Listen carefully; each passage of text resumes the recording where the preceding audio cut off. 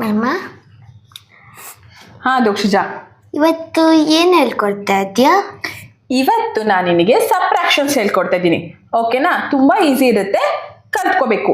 ಇವಾಗ ನನಗೆ ಕ್ವೆಶನ್ಸ್ ಕೇಳ್ತೀನಿ. Okay okay. ಫೈನ್. ಸೊ 4 - 4 ಎಷ್ಟಾಗುತ್ತೆ? 4 - 4 8.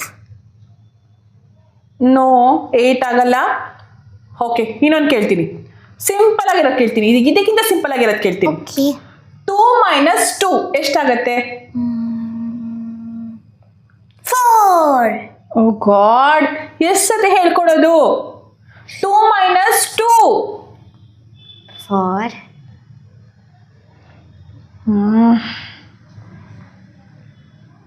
ಓಕೆ, ನಿಂಗೆ ಹಿಂಗೆ ಹೇಳ್ಕೊಡ್ಬಾರ್ದು, ನಿಂಗೆ ಬೇರೆ ರೀತಿ ಹೇಳ್ಕೊಡ್ತೀನಿ. ಓಕೆ.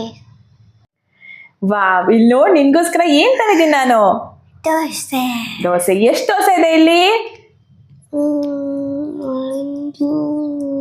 2 ದೋಸೆ. 2 ದೋಸೆ ಇದೆ ಅಲ್ವಾ?